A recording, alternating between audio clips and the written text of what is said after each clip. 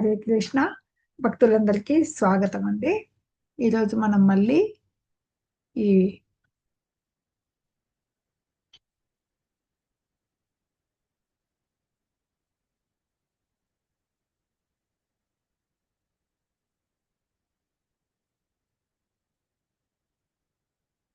ఈరోజు మనము చైతన్య చరితామృతంలోనే 5వ చాప్టర్ చూడబోతున్నాము. ఇందులో కృష్ణదాస కవిరాజ గోస్వామి చైతన్య చరితామృతం యొక్క రచయిత మనకి నిత్యానంద ప్రభు గురించి తెలియజేస్తున్నారు అన్నమాట. ఈ నిత్యానంద ప్రభు అంటే మనకి చైతన్య మహాప్రభు యొక్క అనుయాయులు. సాక్షాత్ శ్రీ చైతన్య మహాప్రభు శ్రీకృష్ణుడైతే నిత్యానంద ప్రభువు బలరాముడు అనమాట. అది వివరంగా మనం తెలుసుకోబోతున్నాము. హరే కృష్ణ. ఓం అజ్ఞానతిమిరాంధస్య జ్ఞానాంజనశలాకయా చక్షురున్మిళితం యేన తస్మై శ్రీ గురవే నమః. శ్రీ చైతన్యమనోభీష్టం స్థాపితం యేన భూతలే స్వయం రూప కదా మహ్యం దదాతి స్వపదాంతికం. వందేహం శ్రీగురో శ్రీయుత పదకమలం శ్రీగురూన్ వైష్ణవాంశ్చ శ్రీరూపం సాగ్రజాతం సహగణ రఘునాథాన్వితం తం సజీవం సాద్వైతం సావధూతం పరిజన సహితం కృష్ణ చైతన్య దేవం శ్రీరాధా కృష్ణ పదాన్ సహగణ లలితా శ్రీ విశాఖాన్వితాంశ్చ. నమో ఓం విష్ణుపాదాయ కృష్ణ ప్రేష్టాయ భూతలే శ్రీమతే భక్తి వేదాంత స్వామినితి నామినే. నామస్తే సారస్వతి దేవే గౌరవాణి ప్రచారిణే నిర్విశేష శూన్యవాది పాశ్చాత్య దేశతారిణే. జయ శ్రీ కృష్ణ చైతన్య ప్రభు నిత్యానంద శ్రీ అద్వైత గదాధరా శ్రీవాసాది గౌర భక్త బృంద. హరే కృష్ణ కృష్ణ కృష్ణ హరే హరే, హరే రామ రామ రామ హరే హరే. హరే హరే కృష్ణ హరే కృష్ణ కృష్ణ కృష్ణ హరే హరే హరే, హరే. హరే రామ రామ రామ హరే హరే. హరే చేయండి కృష్ణ మాతాజీ మూడు హరే సార్లు. కృష్ణ కృష్ణ కృష్ణ హరే హరే, హరే రామ రామ రామ హరే హరే. నిత్యానంద హరే ప్రభు మాతాజీ. ప్రణతి. హరే కృష్ణ. నిత్యానందం అహం నౌమి సర్వానందకరం పరం హరినామప్రదం దేవం అవధూత శిరోమణిం.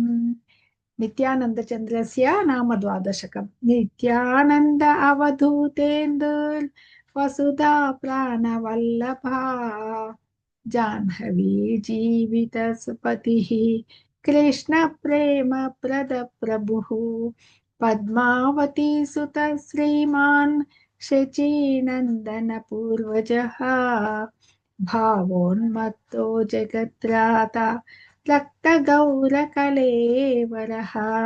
శ్రీనిత్యానంద చంద్రస్య నామ ద్వాదశకం శుభం యైదం ప్రత్యహం ప్రాతః ప్రత్యుత్థాయ పఠేన్నరః సక్లేశరహితో భూత్వా ప్రాప్నుయాత్ స్వమనోరథం. పూర్ణం చైతన్యదేవస్య కరుణాభాజనం భవేత్. హరే కృష్ణ కృష్ణ కృష్ణ హరే హరే, హరే రామ రామ రామ హరే హరే. హరే కృష్ణ కృష్ణ కృష్ణ హరే హరే, హరే రామ రామ హరే హరే. ఈ ఆదిలీల 5వ అధ్యాయంలో నిత్యానంద ప్రభు గురించి చెప్పారని చెప్పుకున్నాం కదా. హరే కృష్ణ అందరూ చేయండి. జయ జయ శ్రీ చైతన్య జయ నిత్యానంద. జయ జయ శ్రీ చైతన్య జయ నిత్యానంద. జయ అద్వైత చంద్ర జయ గౌర భక్త బృంద. జయ అద్వైత చంద్ర జయ గౌర భక్త వృంద. జయ జయ శ్రీ చైతన్య జయ నిత్యానంద. జయ జయ శ్రీ చైతన్య జయ నిత్యానంద. జయ అద్వైత చంద్ర జయ గౌర భక్త బృంద. జయ అద్వైత చంద్ర జయ గౌర భక్త వృంద. జయ జయ శ్రీ చైతన్య జయ నిత్యానంద. జయ జయ శ్రీ చైతన్య జయ నిత్యానంద. జయ అద్వైత చంద్ర జయ గౌర భక్త బృంద. జయ అద్వైత చంద్ర జయ గౌర భక్త వృంద. హరే కృష్ణ కృష్ణ కృష్ణ హరే హరే, హరే రామ రామ రామ హరే హరే. హరే కృష్ణ కృష్ణ కృష్ణ హరే హరే, హరే రామ రామ రామ హరే హరే. హరే కృష్ణ కృష్ణ కృష్ణ హరే హరే, హరే రామ రామ రామ హరే హరే. హరే కృష్ణ కృష్ణ కృష్ణ హరే హరే, హరే రామ రామ హరే హరే. శ్రీ చైతన్య మహాప్రభుకి జై. జై. శ్రీ నిత్యానంద ప్రభుకి జై. ప్రణామ్స్ మాతాజీ. హరే కృష్ణ. హరే కృష్ణ మాతాజీ. ధన్యవాద ప్రణామ్స్ అందరికి, వైష్ణవ భక్తులందరికీ నమస్కారము. మనము 5వ అధ్యాయము నిత్యానంద బలరాముని మహిమ ఇప్పుడు చూడబోతున్నాము. హరే కృష్ణ. ఇదే మనకి నిత్యానంద ప్రభు సాక్షాత్తు సంకర్షణుడు అంటే బలరాముని అవతారం అని చెప్పుకున్నాము కదా. మనకి ఏవైతే శ్రీకృష్ణ భగవానుడికి 5 రసాలు ఎలాగా ఆయన 5 రసాలు వారు ఆయన్ని ప్రభావితం చేశారో, ఆయన్ని సేవించారో.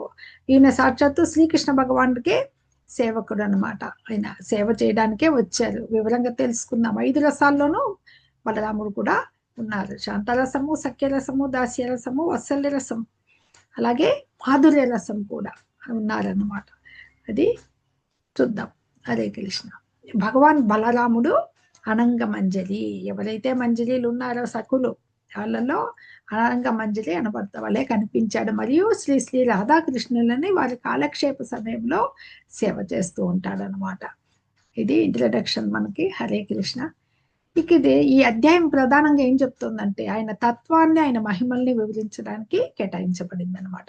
శ్రీకృష్ణ భగవానుడు పరతత్వం, ఆయనకి అబ్సల్యూట్ ట్రూత్, ఆయన లీలార్థం ఉన్నట్టే ఆయన అతని తొలి విస్తార రూపమే శ్రీ బలరాముడు.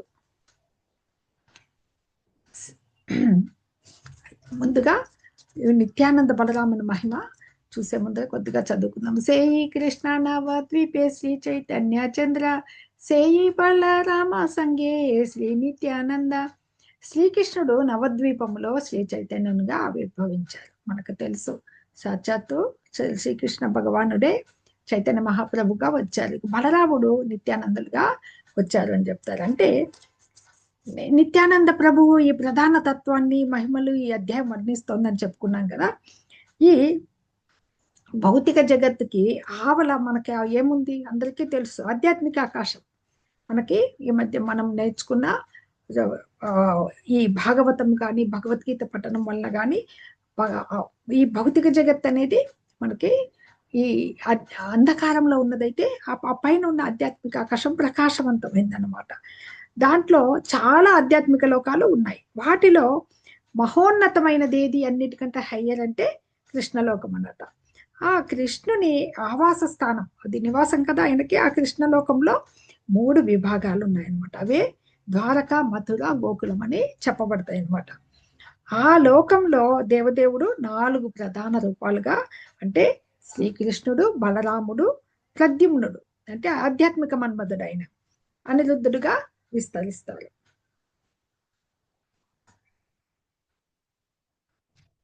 విస్తరించి ఉంటారనమాట. వీరందరినీ కలిపి ఏం చెప్తాం మనము, చతుర్వ్యూహ రూపాలుగా చెప్పుకుంటాం అనమాట. ఆ కృష్ణ మధుర ఇంకోటి ఏదన్నారు మాతాజీ? ద్వారక, మధుర, ఇది మాత ప్రభుజీ గోకులం. ఓకే, గోకులం అంటే బృందావనమే. ఈ కృష్ణలోకంలో శ్వేత ద్వీపం లేదా బృందావనం అని తెలియబడే ఒక దివ్యమైన ప్రదేశం ఉందన్నమాట. ఈ కృష్ణలోకానికి కింద వైకుంఠ లోక, ఆధ్యాత్మిక ఆకాశంలో వైకుంఠ లోకాలన్నీ ఉంటాయన్నమాట. ప్రతి వైకుంఠ లోకంలోనూ తొలి చతుర్వ్యూహ రూపం నుండి విస్తరించినట్టు చతుర్భుజ నారాయణ రూపం ఉంటుందన్నమాట. ఈ కృష్ణలోకమందలి ఆ బలరాముడు అనే దేవదేవుడు, అదే ఆది సంకర్షణుడు అనమాట. ఆయనే ఆ దేవదేవుడే ఆది సంకర్షణుడు.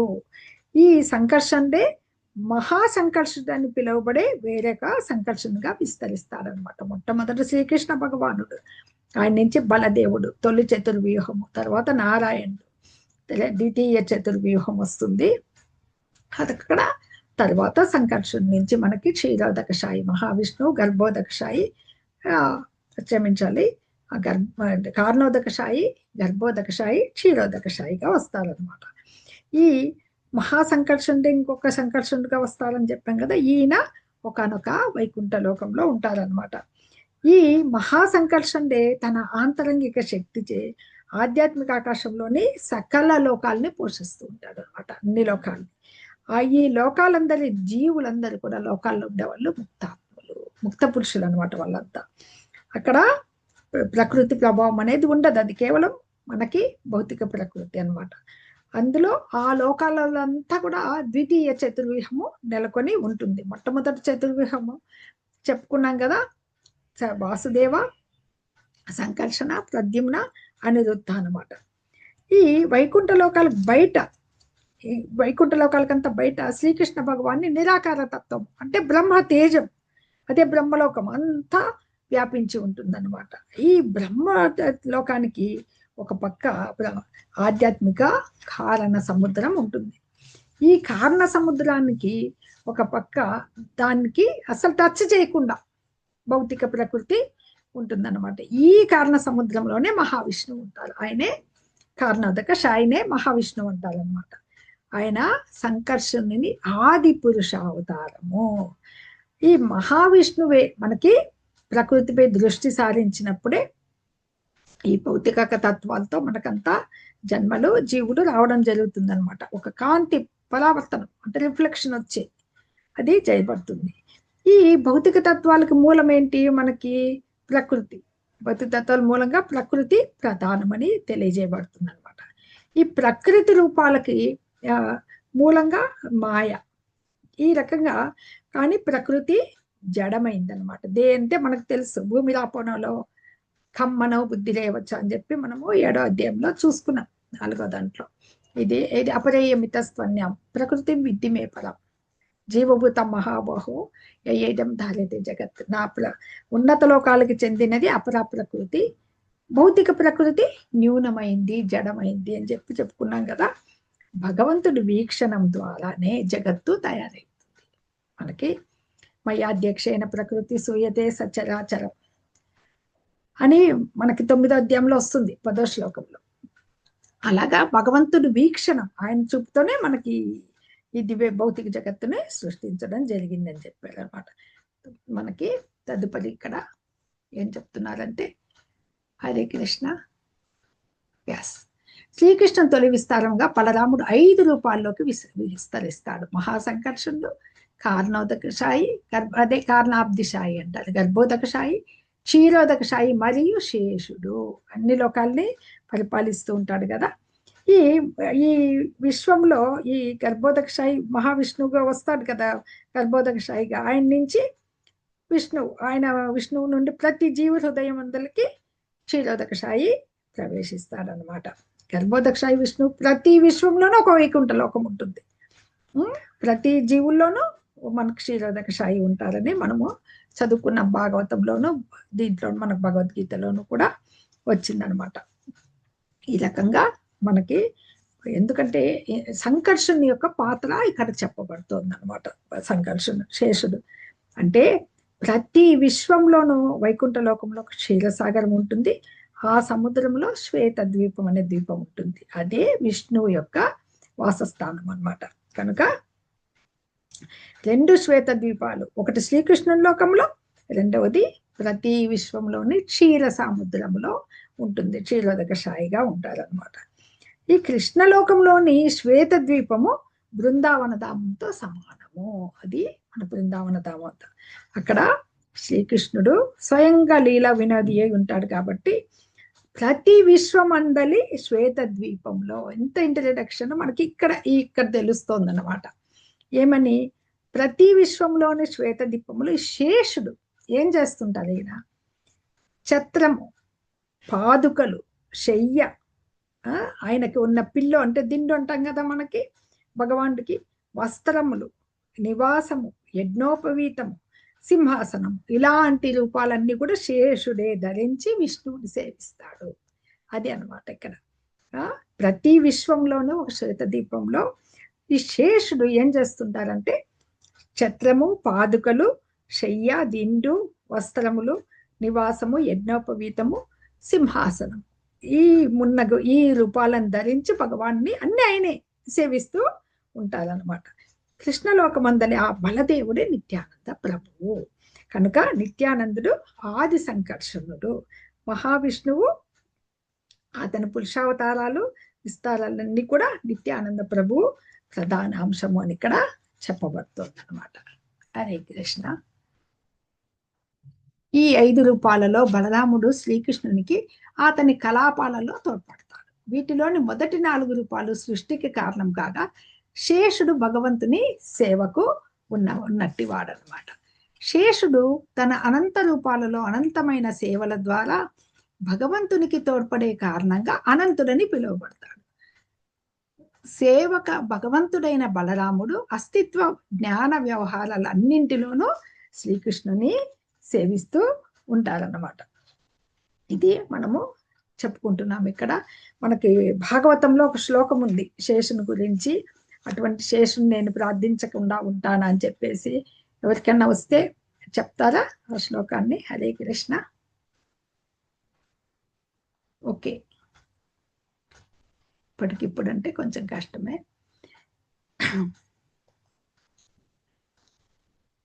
శ్రీమద్ భాగవతం మాతది ప్రభుజీ డైలీ ప్రేయర్స్ లో పెట్టారు ప్రభుజీ. హరే కృష్ణ.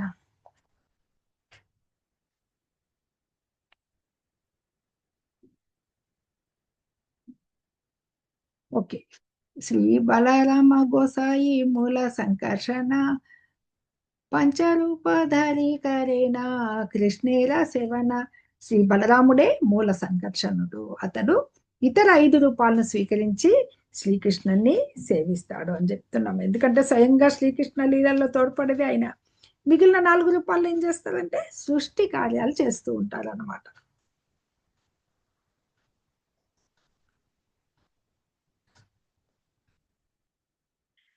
ఇక మనకి ఈ 5 ఓకే. సర్వరూపే ఆస్వాదాయే కృష్ణ సేవానంద సేయి బలరామ గౌర సంగే నిత్యానంద. అన్ని రూపాల్లోనూ అతడు శ్రీకృష్ణ సేవానందమును ఆస్వాదిస్తాడు. బలరాముడే గౌర సుందరిని అనుయాయి అయిన నిత్యానందుడు. ఎందుకంటే శ్రీకృష్ణుడికి సేవ చేయడం అనేది మనమంతా ఆయన సేవకులకి ఆయన భక్తులకి సేవకులం అన్నమాట. సర్వెంట్ ఆఫ్ ది సర్వెంట్స్ అని చెప్పుకుంటాం కదా. సాక్షాత్తు అనంతుడే శేషుడే ఆయన సేవలో అత్యంత ఆనందాన్ని అనుభవిస్తున్నారు అనమాట. అందుకని ఇక్కడ మనకు భౌతిక జగత్తులో రాధాకృష్ణుల స్వాంశగా వచ్చారు కదా ఈయన మనకు చైతన్య మహాప్రభు. ఆయనకు సేవించడానికి నిత్యానంద ప్రభు రావడం జరిగిందనమాట.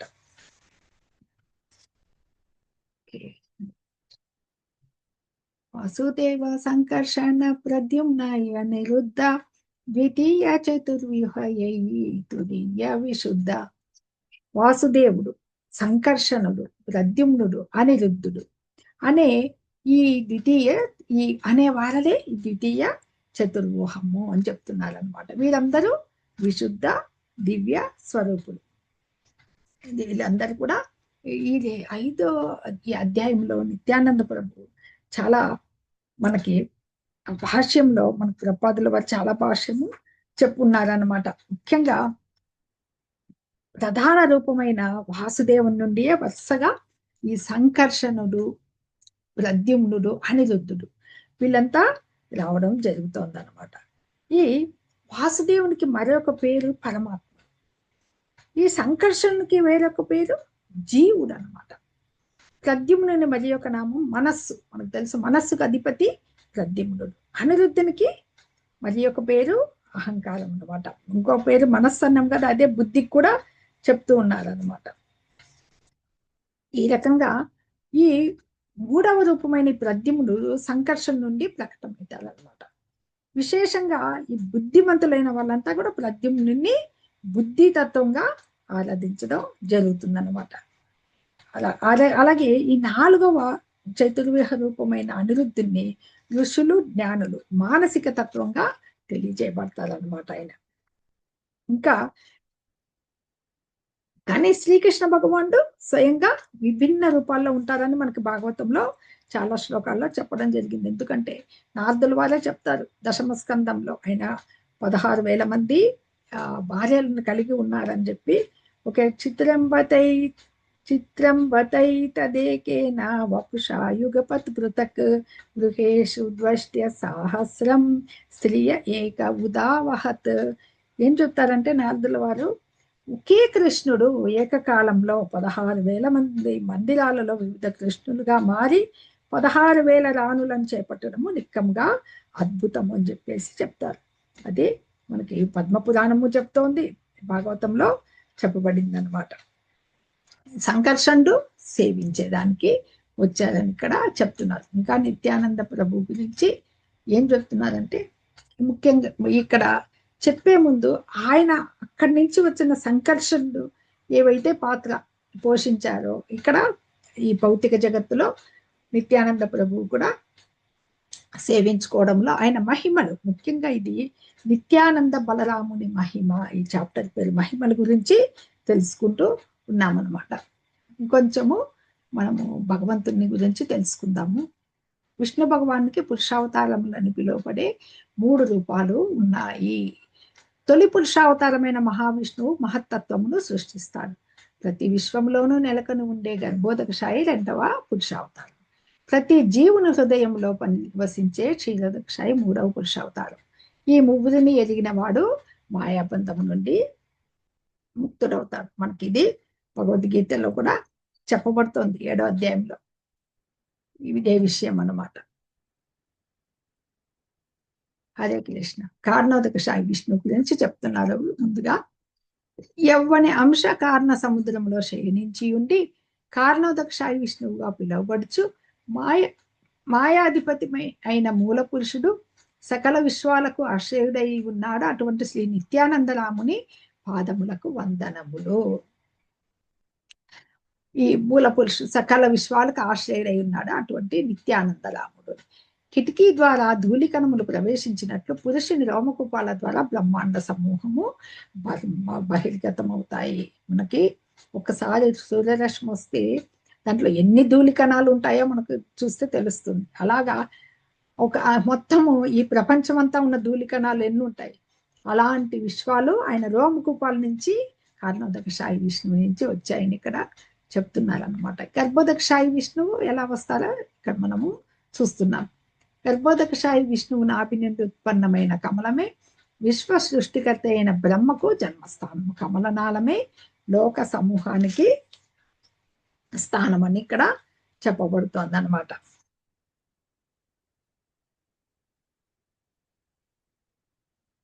ఇంకా మనకి ఏం చెప్తున్నారంటే, ఈ నారాయణుడు ఇక్కడ మనకి ఆ నాభి నుండి కమలం ఉత్పన్నమైనప్పుడు అది బ్రహ్మదేవునికి జన్మస్థానం అని చెప్పుకున్నాం కదా. ఆ పద్మనాళంలో ఏముంటాయి? 14 లోకాలు ఉంటాయి. భగవంతుడు బ్రహ్మరూపంలో సకల సృష్టిని చేశారు కదా. విష్ణువుగా సమస్త జగత్తుని పోషిస్తాడు. గుణాతీతుడైన విష్ణువును భౌతిక గుణాలు అనేటివి సృజించలేవన్నమాట. రుద్రుని రూపాన్ని తీసుకుని గుణావతారాలు జగత్తును నశింపజేస్తాడు. ఈ విధంగా కృష్ణ భగవాన్ నుంచి ఈ స్థితి లయాలు అతని ఇచ్చ నుంచే కలుగుతూ ఉంటాయి. సృష్టి స్థితి లయాలన్నమాట. అతడే మనకి పరమాత్ముడు, హిరణ్య గర్భుడు. జగత్ కారణము, విరాట్ రూపము అతని అంశగా మనకి ఇక్కడ భావించబడింది. హేన నారాయణాయార అంశేర అంశ సేయి ప్రభు నిత్యానంద సర్వ అవతంశ. ఆ నారాయణుడు సకలావతారమైన మూలమైనట్టి శ్రీ నిత్యానంద బలరాముని అంశ అంశ అంశ నుంచి వచ్చిన వాడే ఈయన నారాయణుడు అని చెప్తున్నారు అనమాట ఇక్కడ. ఇంకా ఈ హరే కృష్ణ క్షీరోదక సాయి విష్ణువు సకల జీవులకు పరమాత్ముడు, సకల లోక పోషకుడు అయి ఉన్నాడు. శేషనాగు అతని కళ. ఎవరైతే శేషనాగు ఉన్నారో ఆయన కళ అన్నమాట. అతడు అన్ని జీవులకు పరమాత్మ. అతని భౌతిక ప్రపంచాన్ని నిర్వహిస్తాడు మరియు దానికి ప్రభువు. మళ్ళీ ఒకసారి చూద్దాము. ఛత్రము, పాదరక్షలు, శయ్యా, దిండు, వస్త్రములు, కుర్చీ, ఆవాసము, యజ్ఞోపవీతం, సింహాసనం వంటి రూపాలను ధరించి అతడు శ్రీకృష్ణుని సేవిస్తాడు. ఆదిశేషుడు ఆయన యొక్క డ్యూటీస్ ఏమంటే భగవంతుని సేవ. అలాగే ఎంత భగవంతుడికి శ్రీకృష్ణ భగవంతుడికి ఈక్వల్ అంటే సంకర్షణుడు ఆయనే బలరాముడు ఎంత ఈక్వల్ అంటే మొట్టమొదట చెప్పుకున్నట్లుగా 5 రసాలు ఏవైతే ఉన్నాయో భగవంతుడికి 5 రసాల్లోనూ ఆయన సేవించబడ్డాడు. వాత్సల్య రసం ద్వారా యశోదానందులు, తదుపరి మనకి శాంత రసం ద్వారా విదులుడు కావచ్చు, సఖ్యరసం ద్వారా గోపాలకులు కానీ అర్జునుడు కానీ, అలాగే దాస్యరసం ద్వారా గోపాలకులు ఎంతో మంది సేవించారు ఆయనకి, మాధుర్య రసం గోపికలు. ఈ 5 రసాలు కూడా బలరాముల్లో కూడా ఉన్నాయన్నమాట. అంటే ఆ రసాలతో ఆయన సేవించబడ్డాడు. కాకపోతే కొంతలో కొంత తక్కువ భగవంతుడి కంటే కూడా. అది మనకు భాగవతంలో చూస్తాం మనం. అలాగే ఈయన ఎందుకు వచ్చారు శ్రీకృష్ణ భగవానుడికి? శేషుడికి కేవలము ఆయన్ని సేవించేదానికే. మనకు తెలుసు రామావతారంలో లక్ష్మణుడుగా ఉన్నారు. ఆయన ఎంత సేవించారో తెలుసు. ఇక్కడ బలరాముడుగా ఆ సోదరుడు అయినప్పటికీ కూడా, అన్నగా అయినప్పటికీ కూడా భగవంతుణ్ణి సేవించేదానికే వచ్చారనమాట. మూల రూపంలో అక్కడ ఉండేది ఈ రూపాలన్నిటిని కూడా ధరించి శ్రీకృష్ణుని సేవిస్తూ ఉంటారని ఇక్కడ చెప్తుందన్నమాట. ఈ విధంగా శ్రీకృష్ణుని సేవ అనే చరమశేషాన్ని పొందినందున ఆయన ఆ పేరు ఎందుకు వచ్చిందంటే సేవ అనే చరమశేషం మిగిలింది పొందినందున అతన్ని శేషుడు అని పిలువబడుతున్నారు. ఆ శేషుడు అనే నామం వచ్చిండేది కూడా ఎందుకు? చరమశేషం, అంతిమ శేషం ఏది ఉంది అది లక్ష్యం. ఆ లక్ష్యం ఏముంది? ఆయన సేవ. అందుకే మన భక్తులంతా అందరికీ మనము మన చరమ లక్ష్యం ఏమి? శ్రీకృష్ణ భగవానుడి గోలోక బృందావనం చేరుకోవాలి. దానికి శ్రీ చైతన్య మహాప్రభు సాక్షాత్తు భగవంతుడే చైతన్య రూపంలో వచ్చి మనకి ఆ సంకీర్తన యజ్ఞంతో చేరుకునే మార్గాన్ని చూపించారు. హరే కృష్ణ కృష్ణ కృష్ణ హరే హరే, హరే రామ రామ రామ హరే హరే. ఆ రకంగా చరమశేషాన్ని పొందినందుకు సేవ అనే చరమశేషం ఎవరికి లభించింది? ఆయనకి, ఎవరికి? సంకర్షణకి. అందుకే ఆయనకి శేషుడు, ఆదిశేషుడు మొత్తం అవి పిలువబడింది అనమాట. అందుకని శ్రీకృష్ణుని సేవార్థమే అతడు మూలకొండ రావడం జరిగింది. అన్ని రూపాలను స్వీకరించి ఆ దేవదేవుణ్ణి సేవిస్తాడనమాట. 1000 కొలది ముఖాలు కలిగిన శేషుడు. మొత్తం ఈ బోండలాన్ని మోస్తున్నారు కదా. అనంతుడు అంటే ఇన్నున్నాయి. మామూలుగా విష్ణు సహస్రనామాలు అంటే 1000 ఉంటాయినా, అనేక నామాలు ఉన్నాయి అలా చెప్తాం. అలాగే అనంతుడు, నో ఎండ్, ఎన్నున్నాయో తెలియదు ఆ ముఖాలు. అన్ని ముఖాలు కలిగిన శేషుడు శ్రీకృష్ణ మహిమల్ని గానం చేస్తాడు. కానీ అతడు ఎల్లప్పుడూ ఆ విధంగా పాడినా భగవంతుని గుణాలకి అంతం లేదు. ఇంకా అనంతుడు భగవంతుడు. ఆయన గుణాలకి ఎన్ని పాడినా ఇంకా వస్తూనే ఉంటాయి.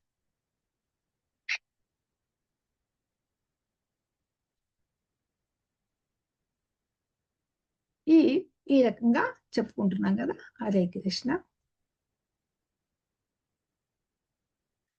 ఇంకా శేషుడి లక్షణాలు చూద్దాము. ఇవన్నీ కూడా నిత్యానంద ప్రభువు చైతన్య మహాప్రభు దగ్గర అనుయాయుడిగా ఉండి చైతన్య చరితామృతంలో మొత్తం నిత్యానంద ప్రభు పాత్ర చాలా వస్తుంది. జయ జయ శ్రీ చైతన్య జయ నిత్యానంద, జయ అద్వైతాచంద్ర జయ గౌర భక్త బృంద, జై శ్రీకృష్ణ చైతన్య ప్రభు నిత్యానంద, అద్వైత గదాధర శ్రీవాసాది గౌర భక్త బృంద వెంటనే ఉంటారనమాట. నిత్యానంద ప్రభువు ఆయన పక్కనే బలరాముని అవతారంగా అనమాట. ఈ ఒకప్పుడు గురువుగా, మరొకప్పుడు మిత్రునిగా, ఇంకొకప్పుడు భృత్యునిగా శ్రీ చైతన్యుని సేవిస్తారు అనమాట. ఎవరు? మనకి నిత్యానంద ప్రభు గురువుగా ఉంటారు, మరొకప్పుడు మిత్రునిగా ఉంటారు రసాలు, ఇంకొకప్పుడు భృత్యునిగా సేవకునిగా ఉంటారు, సేవిస్తారు. వ్రజమునందు ఈ 3 భావాలలో బలరాముడు శ్రీకృష్ణునితో క్రీడించాడు. బృందావనంలో వ్రజభూమిలో ఎలాగా అతను గురువుగా సోదరుని చూసుకుంటూ ఉంటారు, ఒక్కొక్కసారి మిత్రునిగా ఉంటారు, ఇంకొకప్పుడు భృత్యునిగా సేవకుని ఉంటారు. ఈ 3 భావాల్లో బలరాముడు శ్రీకృష్ణునితో క్రీడించడం జరిగిందన్నమాట. శ్రీ నిత్యానంద స్వరూపుడు పూర్వము లక్ష్మణునిగా అవతరించి అనుజునిగా శ్రీరామచంద్రుని సేవించాడు. మనకు తెలుసు 14 సంవత్సరాలు నిద్రాహారాలు మాని, ఆ నిద్ర అనేది లేకుండా రాత్రింబగళ్ళు అంటి పెట్టుకున్న అపారమైన సేవ చేసిన వాడు లక్ష్మణుడు, అనంతుడైన ఆదిశేషుడు అన్నమాట. అది బలరాముడి పూర్వజన్మలు. ఇక్కడ అది జన్మలు కాదు, వాళ్ళ అవతారాలు తీసుకుంటూ ఉంటారు కదా. ఈ కృష్ణ అవతార సందర్భంలో ఈ బలరాముడి రూపంలో ఎలా సేవించారు, వ్రజభూమిలో ఎలా ఉన్నారు, అలాగే దేవకీ గర్భం ముందు ఒకే గర్భంలో రావాలని డైరెక్ట్గా రోహిణికి ఆయన వెళ్ళలేదు, ఈ గర్భంలో ప్రవేశించి ఆ తర్వాత మాయ చేత, యోగ మాయ చేత మార్పించబడ్డాడు. అక్కడి నుంచి ఆకర్షకం చేయబడ్డాడు కాబట్టి సంకర్షణుడు అనే పేరు ఆయనకి వచ్చిందనమాట. అది గర్గ మహాముని నామధేయం చేసినప్పుడు కూడా సంకర్షణుడనే పెడతారు. తర్వాత బలరాముడు, బలదేవుడు ఈ పేర్లన్నీ ఆయనకి ఉన్నాయి. అధిక బలం కలవాడు కాబట్టి బలరాముడు ఆయనకి. ఈ నిత్యానంద ప్రభు దయ యొక్క మాయాజాలం జగాయి మరియు మదాయి వారి అన్ని పాపపు ప్రతిచర్యల నుండి విముక్తి పొందడం, లేదా వారు తమ పాపపు కోరికల నుండి విముక్తి పొందడం మాత్రమే కాదు. మనకి తెలుసు ఈ కథ, అయినా ఒకసారి చెప్పుకుందాం. జగాయి మదాయి వాళ్ళు చాలా తమో గుణంలో ఉన్న దాదాపు దొంగల వంటి వారు, అన్ని అలవాట్లకి మద్యపానము, వంశభక్షణం అన్ని అన్నమాట. ఆ రకంగా ఉన్న వాళ్ళు నిత్యానంద ప్రభువుని గాయపరుస్తారు ఒకసారి. అయినా వచ్చి వీళ్ళని మార్చాలని మళ్ళీ ఒకరు గాయపరిచినా పర్వాలేదు, మీరు మారండి, హరినామ సంకీర్తన చేయండి అని చెప్పినప్పుడు ఆయన గాయపడగానే త్రిగుణాలకి లోనే కాదు చైతన్య మహాప్రభు, కానీ ఆ సందర్భంలో తన భక్తులకి ఏమైనా ఆ కోపాన్ని ప్రదర్శిస్తారు కదా, అందుకని వచ్చి అతన్ని దండించేదానికి చూస్తారు సుదర్శన చక్రంతో. కానీ నిత్యానంద ప్రభువే వద్దు, మనం ఈ అవతారం యొక్క ఆలోచన ఏమి, సామరస్యంగా భగవంతుని నామ సంకీర్తనము భక్తి ప్రచారం కొరకనమాట అని ఆయన్ని శాంతపరిచి వాళ్ళని తిరిగి వాళ్ళ పరివర్తన వస్తుంది, వాళ్ళు మార్చడం జరుగుతుందన్నమాట. అది నిత్యానంద ప్రభు యొక్క ఒక లీల, చైతన్య మహాప్రభు యొక్క లీల అక్కడ తెలుస్తుంది అనమాట.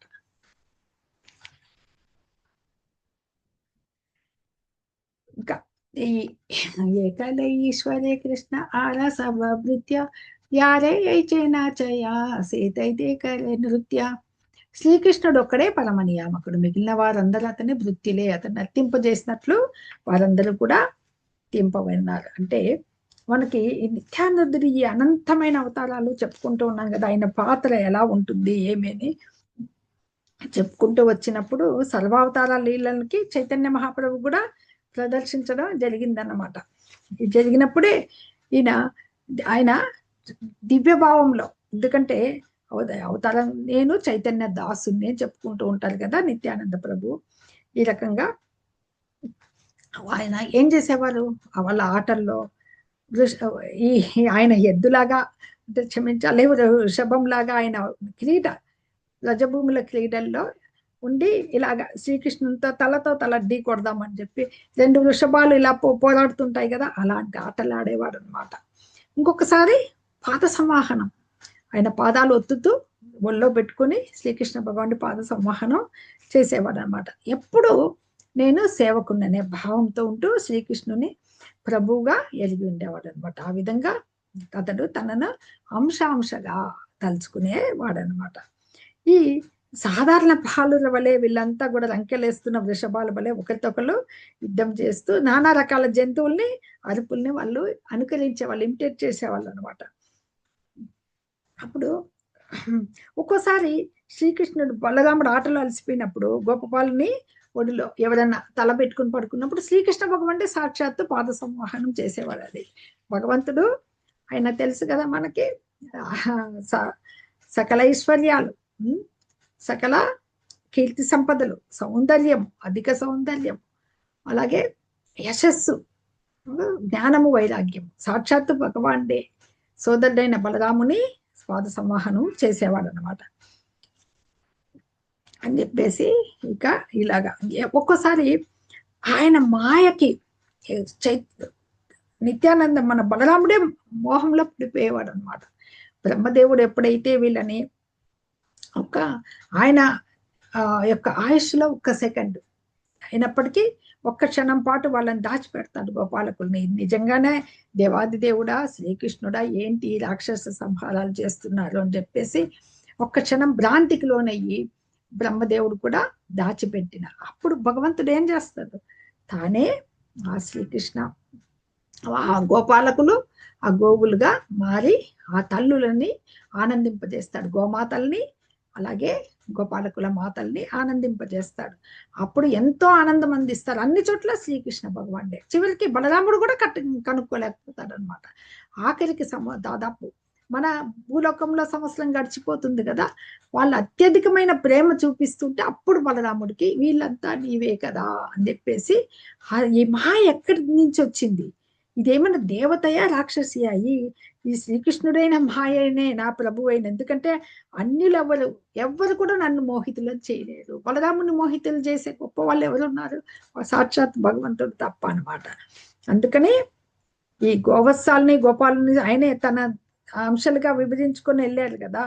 ఇవన్నీ భాగవతంలో మనకు దశమ స్కందంలో తెలుస్తాయి అన్నమాట. ఆ మాయకులోనే సాక్షాత్తు బలరామున్నే మోహింపజేశారు అనమాట. తదుపరి ఆయన గుర్తిస్తాడు అనమాట. ఈ రకంగా బలరాముడు శ్రీకృష్ణుని గొప్పతనం చెప్పినప్పుడు కూడా కౌరవ సభలో ఒకసారి చెప్తాడు అనమాట. ఏమని, యస్యాంగ్రి పంకజరజోఖిల లోకపాలైర్మౌల్యుత్తమైర్ధృతముపాసిత తీర్థ తీర్థం బ్రహ్మా భవోహమపి యస్య కళాకళాయాః శ్రీశ్చోద్వహేమ చిరమస్య నృపాసనవ్వా.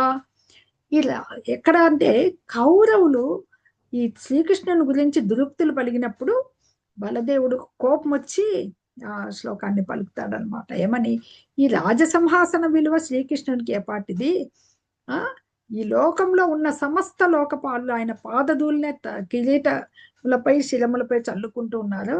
ఆ పాదధూళియే తీర్థ స్థానాలన్నింటినీ పవిత్రం చేసేది.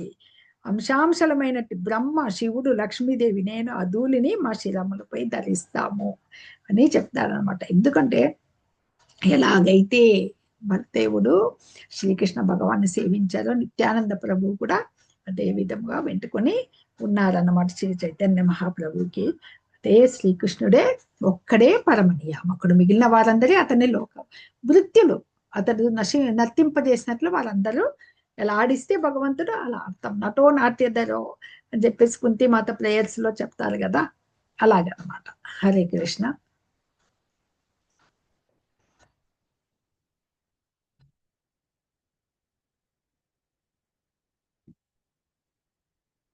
ఇంకా ఆయన గురించి ఇంకొక చిన్న సొంతగా మనకి కృష్ణదాస కవిరాజ గోస్వామి వారికి ఒక లీల జరిగింది. బృందావనం ఎందుకు వెళ్ళారు అనేది చెప్తూ ఉన్నారనమాట. ఆయన ఇది రచించింది ఆయనే కదా. నిత్యానంద ప్రభువుకి ఒక భృత్యుడు ఉంటాడు అనమాట, అంటే ఒక సేవకుడు. అతని పేరు మీనకేతన రామదాస్ అనమాట. ఆయన చాలా ప్రేమ నిధి. అక్కడ మనకి కృష్ణదాస కవిరాజ గోస్వామి వాళ్ళ ఇంట్లో సంకీర్తన జరిగింది అనమాట. అప్పుడు ఆ మీనకేతన రామదాస్ అని ఆయన కూడా అక్కడికి వస్తారనమాట. ఆయన వాళ్ళ ఇంట్లో కూర్చుంటే వైష్ణవులంతా ఆయనకు ప్రణమిల్లడము, ఎందుకంటే నిత్యానంద ప్రభువు సేవకుడైనా ఆయన దగ్గర ఉన్నారు అని చెప్పేసి ఆయన్ని కూడా గౌరవించడం జరుగుతుంది అనమాట. ఆయన దగ్గర ఎప్పుడు వేణు ఉండేది, ఇలా మృదువుగా కొట్టి వాళ్ళందరికీ ఇలా చెంపనిమిరి అలా చేసేవాడు అనమాట ఆయన. ఈ మీనకేతన రామదాసు ఎంత భక్తిలో ఉంటారంటే నిరంతరం ఆయన కళ్ళు అశ్రువులతో నిండి ఉండేటు అనమాట, అశ్రుతారాలు కురిసేటువంటి అంత తన్మయత్వంలో ఉండేవారు. నిత్యానంద ప్రభు యొక్క అనుయాయుడు మీనకేతన రామదాస్ అనమాట. ఈ రకంగా ఉండే అనమాట. ఆయనకి వాళ్ళంతా కూడా పులకించిపోయే నయనం గలదశ్రుధారయ వదనం గద్గద హృదయాగిల పులకైర్నిశ్చితం వప్పు కదా తవ నామగ్రహణే భవిష్యతి అన్నారు మనకు శిక్షాష్టకంలో చైతన్య మహాప్రభు. ఆ విధంగా వాళ్ళ రోమాలు దేహమంతా కూడా పులకలు కలిగేటమాట, పులకరించిపోయేదంట కదా, అలా పులకరించేది అన్నమాట. ఆయన అంత నిత్యానంద భక్తులు, సాక్షాత్ బలదేవుడే కదా, నిత్యానంద నామాన్ని గట్టిగా ఉచ్చరించినప్పుడు చుట్టూ ఉన్న జనులు ఆశ్చర్యచకితులు అయిపోయేవాళ్ళు అనమాట. అలాంటి అప్పుడు ఈయన ఒక గుణార్ణవ మిశ్ర అనే ఒక బ్రాహ్మణుడికి అక్కడ భగవంతుణ్ణి సేవిస్తూ ఉంటారనమాట ఆయన ఇంటికి వచ్చినప్పుడు. ఈ మీనకేతుడు ఆయన దగ్గర కూర్చున్నప్పుడు వాళ్ళ ఇంట్లో ఆ బ్రాహ్మణుడు ఈయనకి నమస్కరించలేదు. ఈ ఇన్సిడెంట్ మనకి ఏం గుర్తు చేస్తుందంటే, ఎలాగైతే బలదేవుడు వెళ్ళినప్పుడు వ్యాసాశ్రమంలో రోమహర్షణుడు అనే ముని ఆయనకి లేచి నిలబడి గౌరవించడు కదా, అందువల్ల బలదేవుడు బలరాముడు ఆయన్ని శిక్షించడం జరుగుతుంది అనమాట. ఆ విధంగా ఇక్కడ ఈ రెండవ రోమహర్షుని లాగా ఇతను ప్రవర్తించడం జరిగింది అనమాట. ఎవరు? ఈ గుణార్ణవ మిశ్ర ఆయన్ని గౌరవించలేదన్నమాట, ఈ మీనకేతన రామదాసుని అనమాట. ఇక్కడ ఇలాగా ఆయన అయినా కానీ ఈ మాట ఆయనే అన్నారు, బలరాముని చూసి లేచినప్పుడు ఎవరు గౌరవం చూపలేదు అని చెప్పి అన్నారు అనమాట. ఇక్కడ గుణార్ణవ మిశ్ర ఆయన చక్కగా ఆదరించలేదు కాబట్టి ఇలాంటి సంఘటన కూడా బలదేవుని ఒకసారి రోమహర్షుని విషయంలో జరిగింది కదా. ఈ ఉత్సవం అయిపోయింది, కృష్ణదేవ కవిరాజ గోస్వామి ఇంట్లోనే ఇది జరిగింది. ఈ ఉత్సవం అయిపోతే మీనకేతన రామదాసు అందరినీ ఆశీర్వదించి వెళ్ళిపోయారు అనమాట. ఆ సమయంలో ఆయనకిను కృష్ణదాస కవిరాజ గోస్వామి వాళ్ళ సోదరునికి ఒక గొడవ జరుగుతుంది అనమాట. ఎందుకంటే సోదరునికి చైతన్య మహాప్రభు పట్ల, కృష్ణదాస కవిరాజ గోస్వామి సోదరునికి చైతన్య మహాప్రభు పట్ల విశ్వాసం ఉండేది కానీ నిత్యానందుని ప్రభు పట్ల విశ్వాసం లేదు. ఈ విషయంలో ఈ మీనకేతన రామదాసు నిత్యానంద బాబు ప్రభు సేవకుడు కదా, ఆయన భృత్యుడు, ఆయన ఎంతో దుఃఖిస్తాడు అనమాట. అప్పుడు సోదరుని కోప్పడతారు కృష్ణదాస కవిరాజ గోస్వామి అనమాట. ఈ ఇరువురు సోదరులు ఒకే తనువు కలిగినట్టు వారు, కృష్ణ బలరాములకి తేడా లేనట్లే చైతన్య మహాప్రభుకి నిత్యానంద ప్రభుకి ఎలాంటి తేడా లేదు, వాళ్ళకి సమానమైన రూపాలు వాళ్ళు. నీవు నిత్యానందుని విశ్వించకపోతే నువ్వు పతనం చెందుతావని సోదరుని మందలిస్తాడనమాట. ఎవరు? ఈయన కృష్ణదాస కవిరాజ గోస్వామి అనమాట.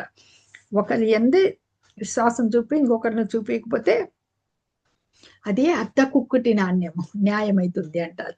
అంటే అర్ధ కుక్కుటి న్యాయం అంటే ఒక కోడి న్యాయం అని వద్దులేండి. కోడి గుడ్డు పెడుతుంది కదా అని వెనక పార్ట్ ఉంచుకుని ఫస్ట్ తలకాయతో ఏం పని ఉందని దాన్ని నరికేస్తే అది పనికి వస్తుందా, అలాగా అని ఈ ఇరువురి సోదరులో ఒకరిని విశ్వసించి మరొకరిని ఉపేక్షించే కపటి కావడం కన్నా ఇరువురిని ఉపేక్షించే పాషండుడు కావడమే ఉత్తమము. చైతన్య మహాప్రభువుని నిత్యానంద ప్రభువుని నమ్మకుండా పాషండుడు అనిపించుకునేదే ఉత్తమం. ఒకటి నమ్ముతున్నాం, ఒకటి నమ్మడం లేదు. అది కృష్ణుడిని నమ్మేసి మనకి బలరాముడికి వాల్యూ లేనట్లుగా భావించడం అనమాట. ఇది కృష్ణదాస కవిరాజ గోస్వామి సోదరుని అంటాడు. ఈ విధంగా ఈ రామదాసు ఆ జగడంలో ఆ మురళిని తను ఎప్పుడు వేణు ఉండి ఇరగొట్టి కోపంతో వెళ్ళిపోతాడు. తర్వాత ఆ సోదరుడు సర్వనాశనం అవుతాడు అనమాట. ఈ విధంగా ఇప్పుడు ఇంకా ఈ సోదరుని మందలిచ్చిన ఈ సద్గుణం నుంచి ఇంకా ఆ రాత్రి పాపము కృష్ణదాస కవిరాజ గోస్వామికి వారికి కళలో నిత్యానందులు దర్శనమిస్తారనమాట. ఇక్కడ ఎక్కడున్నారు ఈయన? నైహాటికి ఒక బెంగాల్లో ఉండేవాళ్ళు వీళ్ళంతా. జామటపుర గ్రామంలో నిత్యానందులు కల్లో కనపడతారనమాట. అక్కడ కనపడి ఈయన కళలోనే ఆయనకి సాష్టాంగ నమస్కారం చేస్తారనమాట.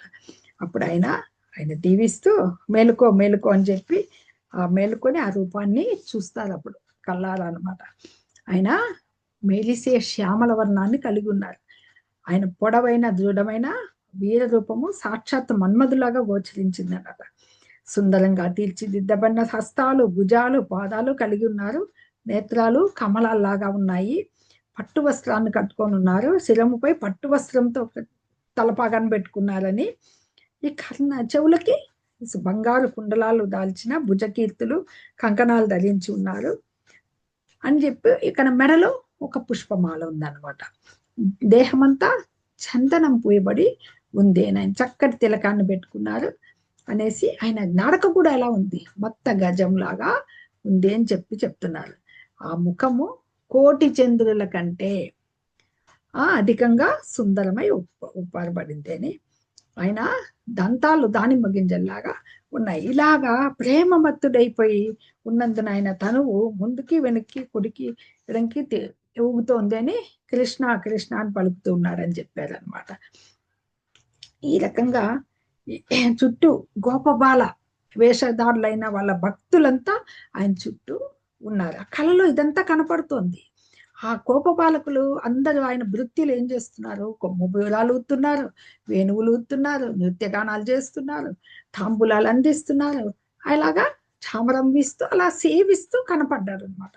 ఇలాంటి వైభవాన్ని నిత్యానంద స్వరూపంలో కృష్ణదాస కవిరాజ గోస్వామి వారు కళలో దర్శించడం జరిగిందనమాట. ఆయన అద్భుతమైన రూపము, గుణములు, లీలలు అన్ని కూడా ఆయనకి దర్శించబడ్డాయి అనమాట. ఇంకా ఆయనకు ఆనందంతో ఏం చేయాలో తెలియదనమాట. అప్పుడు నిత్యానందుల వారు ఏమన్నారంటే నవ్వుతూ, నీవు బృందావనం వెళ్ళిపో అని ఆర్డర్ వేశారనమాట. నీవు కృష్ణదాస భయపడకు, బృందావనానికి వెళ్ళు, అక్కడ నీకు సమస్తము లభిస్తుంది అని చెప్పారనమాట.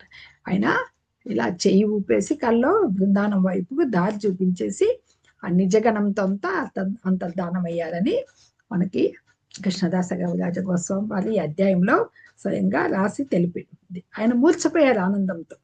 కళ చెదిరిపోయింది, లేచేసరికి తెల్లవారిపోయింది అన్నమాట. ఇదంతా కనిన దాన్ని వినిన దాని గురించి మనం ఉదయమే భాగవతంలో చెప్పుకున్నాం. మాధవేంద్రపురి వారికి కళలో ఎలా కనపడి చందనంని తెమ్మని పూరి నుంచి ఆజ్ఞాపించారో అలాగా గొప్ప గొప్ప భక్తులకి వాళ్ళ ఆదేశాలు భగవంతుడివి వాళ్ళ కళలోనే వచ్చేటివి అనమాట. ఆ విధంగా ఏం కన్నాను ఈ కళలో, నేను ఏం విన్నానని ఆలోచించి ప్రభు ఏం ఆజ్ఞాపించారు, బృందావనానికి వెళ్ళమని ఆజ్ఞాపించిన విషయాన్ని ఆయన నిశ్చయించుకున్నారనమాట. ఆ క్షణమే వెంటనే ఆయన బృందావనానికి బయలుదేరారు.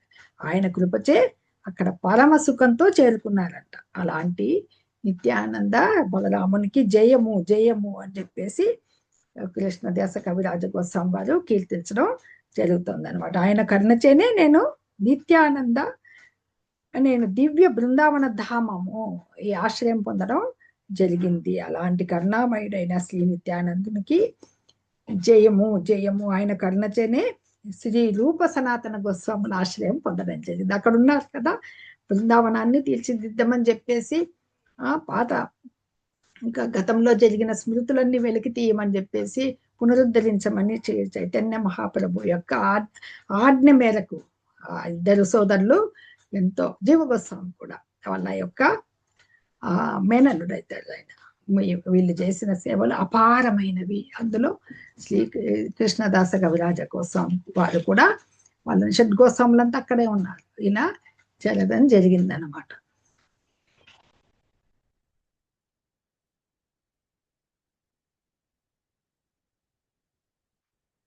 భజ గౌరాంగో కహ గౌరాంగో లహ గౌరాంగేరా నామ రే జన గౌరాంగ భజే సై హోయి అమర ప్రాణ రే.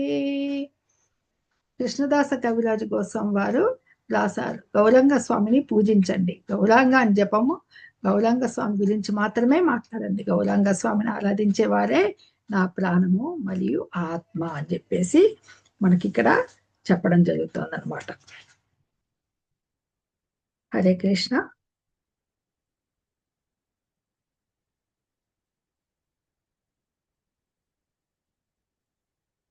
ఎక్కడ